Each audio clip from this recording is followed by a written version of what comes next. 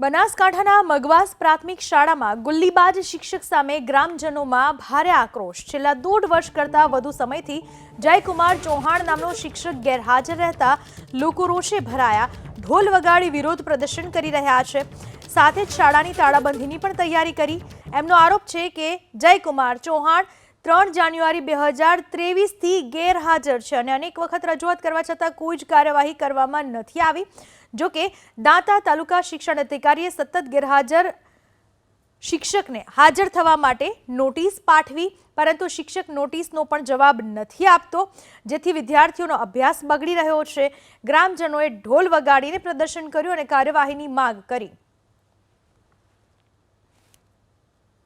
અમે તો એ ભાઈ ગેરહાજર છે એના 3 દિવસ પછી તરત જ તાલુકા પ્રાથમિક શિક્ષણ અધિકારી સાહેબશ્રીને પે સેન્ટર શાળા મારફતે અમે લેટર કરી દીધેલો છે, એની જાણ કરી દીધેલી છે અને સમયાંતરે દર મહિનાના અંતે અને પછી 1 વર્ષ પૂરું થયું એ વખતે પણ તાલુકા પ્રાથમિક શિક્ષણ અધિકારી સાહેબશ્રીને એની જાણ કરેલી છે અને તાલુકા પ્રાથમિક શિક્ષણ અધિકારી સાહેબશ્રીએ 2 વખતે એને નોટિસ ભાઈને આપેલી છે। હવે ગેરહાજર રહેવાનું કારણ તો હવે અહીંયા છે જ નહીં, તો એમના સાથે એવો કોઈ સંપર્ક થયો નથી। એક વખત ફોનમાં સંપર્ક થયો કે મારે નથી આવવું એમ। અત્યારે હાલ જે શિક્ષકો જેમ જેમ 1 વર્ષ એમનો બિનઅધિકૃત ગેરહાજરીનો સમયગાળો પૂરો થાય છે એમ સરકારના નાણાં વિભાગના 2006ના નોટિફિકેશન અન્વયે એ શિક્ષકોને નોટિસ આપી એમના ખુલાસા મેળવી અને એ શિક્ષકો સામે કાર્યવાહી ચાલુ છે। બનાસકાંઠામાં ગેરહાજર અને ગુલ્લીબાજ શિક્ષકો સામે કાર્યવાહી। છેલ્લા 4 વર્ષમાં 33 શિક્ષકોને બરતરફ કરવામાં આવ્યા, તો આ તરફ સરહદીય વિસ્તારમાં વધુ એક શિક્ષક 10 મહિનાથી વિદેશમાં છે। વિપુલ પટેલ નામનો શિક્ષક વગર એનઓસી કપાત પગાર ઉપર 10 મહિનાથી ગેરહાજર છે।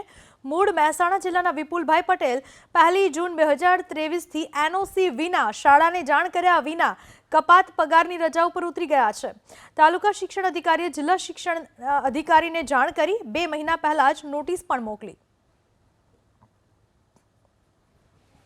સુથાર નેસડી પ્રાથમિક શાળાના શિક્ષક શ્રી વિપુલભાઈ ઈશ્વરભાઈ પટેલ કે જેઓ છેલ્લા 8 માસથી એ શાળામાં સતત ગેરહાજર છે, તેઓ શ્રીને તાલુકા કક્ષા દ્વારા એક વખત નોટિસ પણ આપવામાં આવેલ છે, તેમ છતાં એ નોટિસનો જવાબ તેમના દ્વારા આપવામાં આવેલ નથી। શાળામાં તેઓ 8 મહિનાથી રજા ઉપર હોવાથી બાળકોના શિક્ષણ કાર્ય ઉપર તેની અસર પડી રહી છે।